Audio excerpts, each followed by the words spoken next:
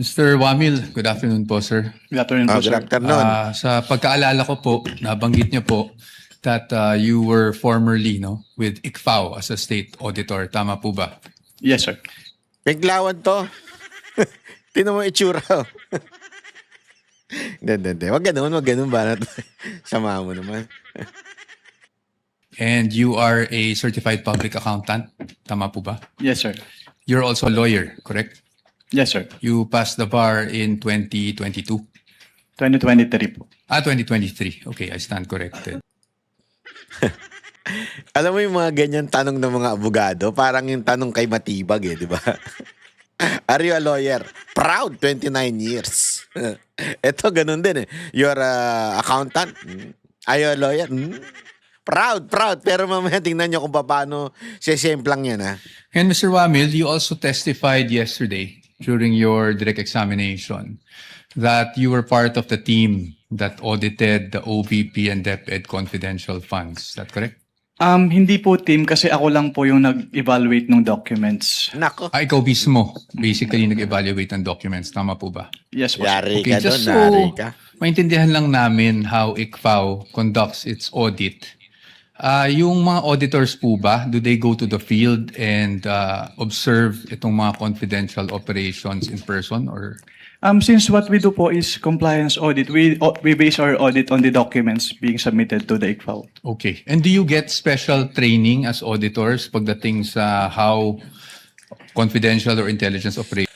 Grabe yung tanong na yan, ha? Yun ang tanong na mabigat at malalim. Bakit ko nasabing mabigat at malalim yung tanong na yun? Kasi always remember, simulan natin. Ano ba yung akusasyon kay VP Sara Duterte? Ano? Hindi naman po kung meron siyang confidential fund. Hindi ho yun. Walang masama sa confidential fund. Walang masama kung tumanggap ka ng confidential fund. At wala ring masama doon sa inaakusa nila na nagamit ng 11 days. Walang masama. Okay. Ano ang masama? Yung kunin mo yon at ibulsa mo. Yun ay pagnanakaw. Yun ay korupsyon. Okay? So, yan ang dapat obligasyon ng prosecution na patunayan sa impeachment court. Na ninakaw o binulsa ni VP Sara Duterte yung confidential funds. Yun yung ginagamit nilang word is yung nilustay ni VP Sara Duterte. Yan ang goal ng prosecution at yan ang dahilan kung bakit sila magpipresent ng kanilang witness. Yung nilustay yung pera o binulsa ni VP Sara Duterte o siya ang nakinabang doon sa confidential funds. O yan ang dapat patunayan. Pero dito pa lang, malinaw na po na ini-establish ni POA kung sino ba itong tao na ito. CPA, lawyer, dating nasa ICFAO, at siya ang nag-evaluate ng documents. Ano ang trabaho nito? Hindi niya nakita ang actual operation. Hindi siya sumama sa field. Hindi niya nakita kung sino yung informant o kung ano man yung mission. Wala siyang alam doon. Bakit? Again, the witness is a CPA, a lawyer, dating nasa ICFAO, at siya lang ay nag-e-evaluate ng document. Ang nakita niya ay dokumento at ang trabaho niya ay tignan kung compliant yung dokumentong ipinasa. Parang ganito yan. Parang traffic enforcer na hiningi yung iyong lisensya. Hiningi yung ORCR mo. Pero hindi niya ibig sabihin nakita niya yung biyahe mo mula simula hanggang dulo. So ano ibig ko lamang sabihin? Sa madaling salita, hindi ka pwedeng sabihin na violator by only presenting your ORCR o di kaya yung iyong lisensya. The traffic enforcer should be on that incident or accident or nakita niya mismo yung violation sa traffic. It is not enough na makita niya yung ORCR mo o di kaya yung lisensya mo. Yes, pwede niyang sabihin, there is something wrong with your license or there's something wrong with your ORCR. Pero yung mismong ibinibintang sa'yo na nakabangga ka, ay hindi mo makikita yun doon sa dokumento. Ano ibig sabihin nun, mga kababayan? Simpleng-simple lang. Sa pamamagitan ng dokumento na yon, hindi mo pwedeng sabihin na ibinulsa yung pera ng confidential funds. Hindi mo madedetermine yan. Bakit? Mamaya, ipapaliwanag pa natin. Ituloy natin ang cross-examination ng abogadong napakatikas. Are conducted. We base po our observations on the provisions naman po ng Joint Circular 2015-01. Okay, so basically what you're saying is you base your audit on the documents submitted to you by DepEd or OVP but by any other government agency. Ganyan sa ICFAO. Based on the documents if they are compliant with the requirements of the Joint Circular 2015-01. Correct. Paulit-ulit yan, ha? Paulit-ulit yan, tatanda yan. Tandaan nyo yan. Kung compliant ba, yan lang paulit-ulit yung sinasabi. Kung compliant ba yung isinagbit sa kanila. Okay? Pero wala siyang sinabi kung ginamit o binulsa na yun dapat ang pinatutunayan ng prosekusyon. Thank you. So, pagdating po dun sa mga dokumento na natatanggap nyo from OVP and DepEd, binabasa nyo po to isa-isa, no? Lahat ng attachments? Hindi po ako yung nag-receive noon. Meron po kaming receiving staff po. Pero kayo po, in your evaluation, do you go through the documents one by one? Yes po. I evaluate po if they are compliant with the requirements of the Joint Circular. Okay. Now, when you evaluated these documents, nakita niyo po ba doon kung sino ang nag-approve ng grant ng confidential funds for OVP for the fourth quarter of 2022? Nakita ko po dun sa disbursement voucher po na si Asek Limuel G. Ortonio po. No, I mean the grant. Kasi wala po sa GAA yung OVP confidential funds for 2022 eh. So nakita niyo po ba kung sino ang nag-approve ng grant para sa fourth quarter 2022 confidential funds? Based on the documents submitted, si Office of the President po yung nag-approve. That's correct. Opo. Alam mo, isa pang punto dito, ha? Hindi kasi yung sinabing sino ba ang nag-inspection yan? Ikaw ba? Ikaw ba ay nasa field? Inobserbahan mo ba yung confidential operation? Di ba?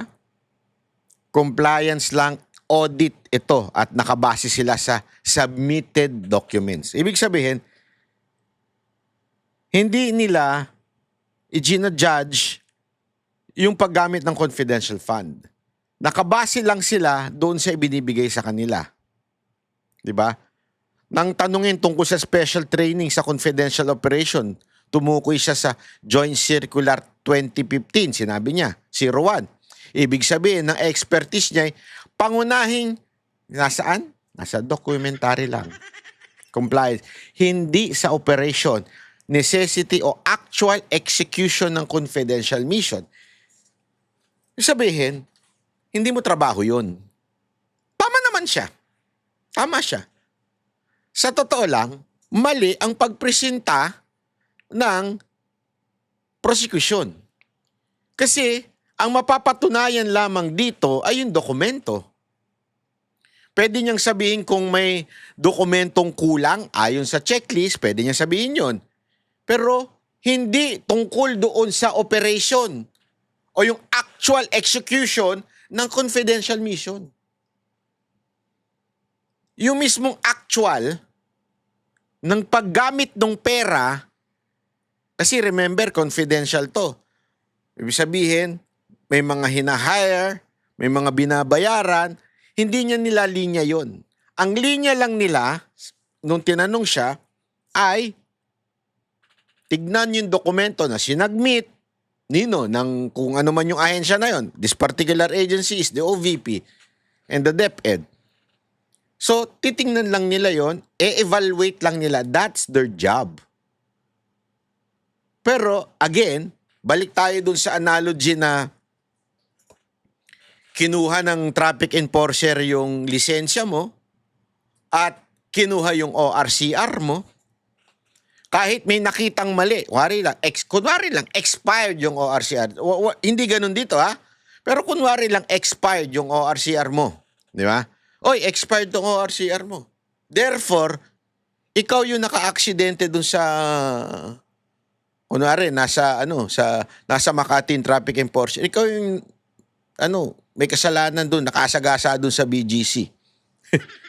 Kasi, yung tumatawid, di ka tumigil. Gawain dun na tumitigil pag may pedestrian lane. So, nahuli ka ngayon sa Makati kasi tinimbre ng mga taga-Tagig. Sabi, oy, merong tumatakbo dyan. Nung pinara ka, nakita ngayon, oy, expired yung ORCR mo. Bakit ang pangit mo dito sa lisensya? Malungkot ka. Ikaw siguro yung nakasagasa sa Tagig. Okay, pag tinanong ngayon, i-complain mo ngayon sa husgado. Tatanong sa'yo ng husgado, nandun ka ba? Wala po. Pero may problema sa ORCR niya Ito, ang pangit niya sa lisensya niya.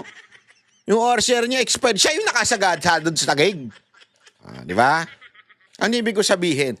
Ganyan din yung ginagawa ngayon Okay, merong mga dokumento na pinapasa, merong incomplete kasi meron silang unang sinagbit na incomplete daw. So mamaya papatunayan at maapapaamin itong si COA na sinasabi niyang hindi pa naman conclusive, pero sinasabi niya dito, simpleng-simple lang, na kami po, nakadepende lang kami sa dokumento. Hindi po kami nagpupunta sa field. Sa totoo lang, palpak talaga dito yung prosecution. Bakit? Ang papatunayan ng prosecution, yung perang kinuha, yung confidential funds, yung winidraw, ay ibinulsa ni VP Sara Duterte.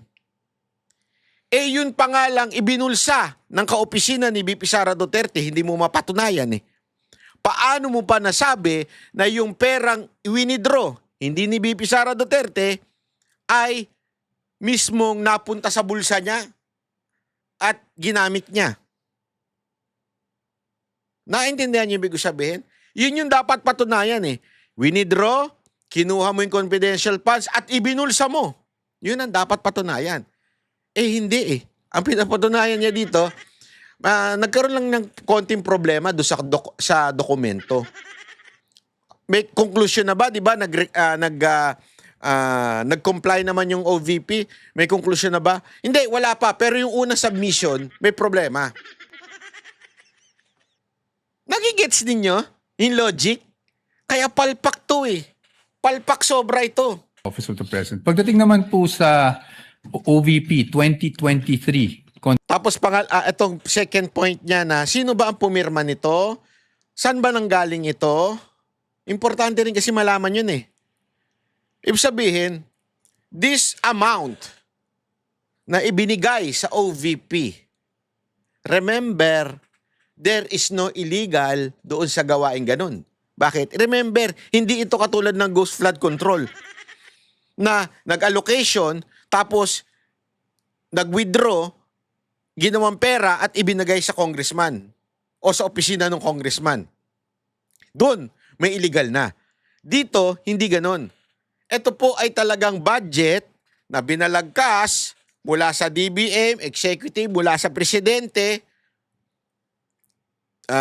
pinag-usapan ng Congress, which is Kamara and the Senate, pinag-uusapan, at ibinigay sa Office of the Vice President. Tandaan niyo yan Hindi ho ito illegal. So, anong pinatutunayan dito? Binigyan kayo ng confidential funds. Yung confidential fund nyo, ang laki-laki. 500 million o 150, whatsoever the amount is. But the point is, wala namang illegal dun. Kaya nga, this is just a propaganda. Propaganda na, wow, ang laki ng confidential funds. Wow, wow, wow. Hindi nila maintindihan. Bakit? Office of the President din naman ha, may 500, hindi nga 4 billion, mahigit ang confidential funds. So, hindi illegal. Hindi. Ay, ano to? Pinapatunayan lang na merong ibinigay at nagsagbit ng unang report ang OVP at medyo may kulang, so nagsubmit sila uli ng bago. Yun lang ang napatunayan. Hindi napapatunayan na kumikbak si VP Sara Duterte na para ika-impeach niya.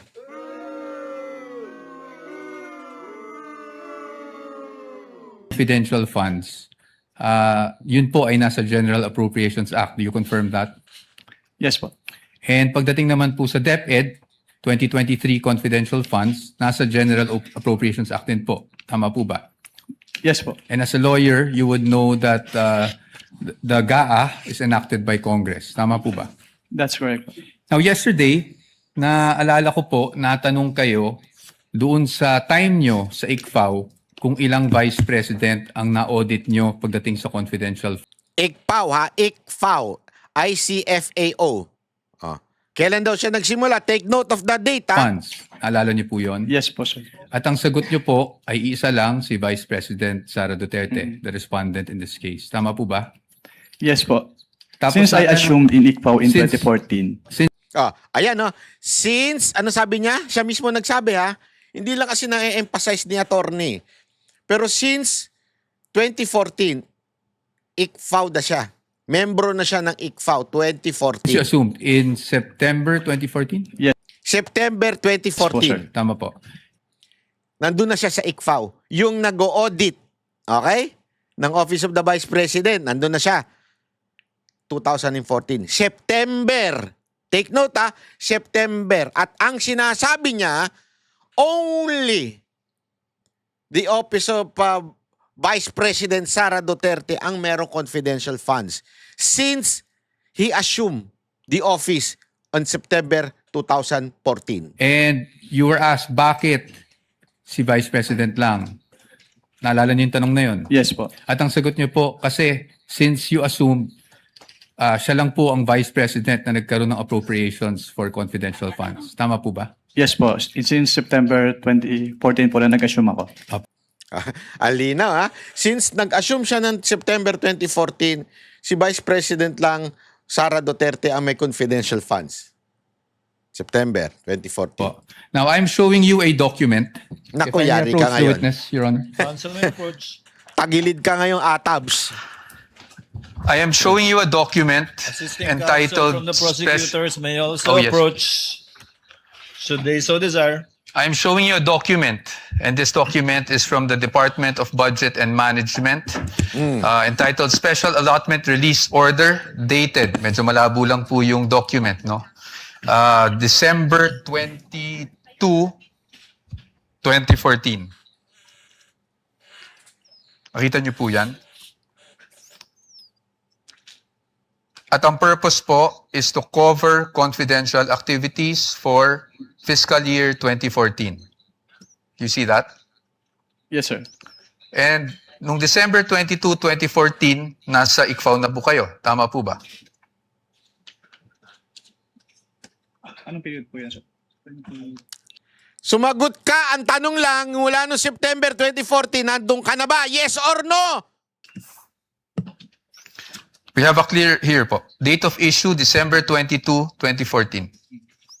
Yes po, nasa ICPAO na po. Tama po ba? Mm. At So nasa ICPAO ka na, pero hindi mo alam na meron pa palang ibang may confidential funds. Ano ka, tanga bobo? Makmili ka. hindi po si Vice President Sara Duterte ang Vice President ng mga panahon na yun. Tama po ba? Yes po. Pero na-liquidate po ba yan? That's Tanga, hindi tinatanong ko na liquidate. Ikaw ang sumagot. Ikaw ang nasa the ICPAO. question. That's the question to ICFAO actually because yun po yung Yung tanga ng tanong nito, sorry ha. Ginagalit mo ko eh. Tinanong mo pa yung abogado, ikaw ang nasa ICFAO. Trabaho nyo yan. Isipin mo ganito, sorry pasensya ka na ikaw witness ka. Medyo may katangahan yung tanong mo eh. Merong katangahan. Pasensya ka na pero medyo katangahan yung tanong mo. Sinagot mo kanina, September 2014, nasa ICFAO ka na. Sinagot mo rin, mula nung naupo ka doon, si VP Sara Duterte lang ang may confidential funds. Di ba?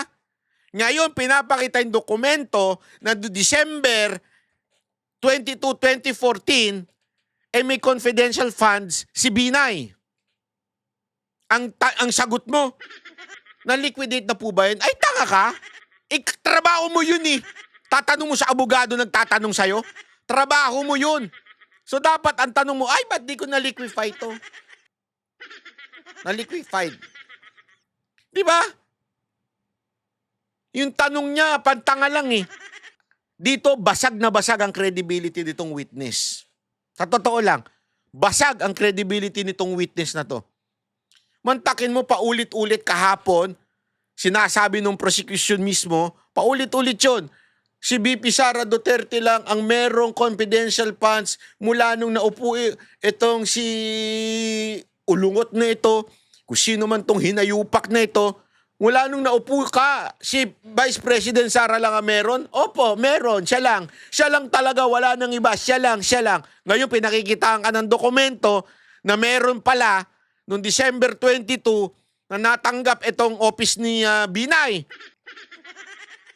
Siya, I think, tama, siya ata yung, correct me if I'm wrong, pero alam ko siya yung Vice President at that time. Tapos ang sagot mo, na-liquidate na po ba yan? Tanga! Ang sagot mo lang dapat, oo, hindi. Kung naandun ka na o wala pa. Ang sagot mo dapat, oo, naandun na ako. Hindi ko alam, tanga ako, ganun. Hindi, ang sagot mo pa, balang eh. Na-liquify na po ba yan? Na-check na po ba yan? Dabay, trabaho mo yan, tanga ka pala eh. Di mo alam. Oh, diyan pa lang, basag na, finish na. Dapat umuwi ka na kanina pa. Sinayang mo yung oras ng impeachment court.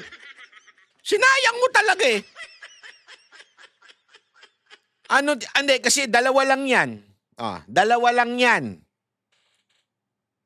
Mamaya i-explain ko sa inyo bakit hindi niya alam. Explain ko sa inyo bakit hindi niya alam na mayroong confidential funds. Kasi siya mismo nagsabi, September pa lang nandun na ako, pinagyayabang niya pa. September 2014, andun na ako. Walang ibang Vice President, kung hindi si Vice President Sara Duterte lang. Ang may confidential pa. Naandun na ako eh. Yung mga magulang, di ba, pensa ganyan eh. Papunta ka pa lang, nakatulog na, nakabalik na ako. Matagal na ako sa buhay na to, kaya makinig ka. Gumaya ka sa mga payo, sumunod ka sa mga payo ko. Sasabi mo ngayon sa magulang mo, ba't ganyan ka? Ba't adik ka? Susunod ako sa payo mo, adik ka.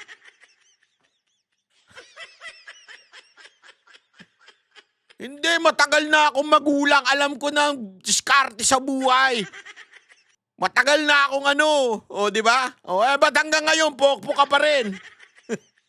Ayop. Di ba? Mga ganyan sobrang yayabang anak ng wewe.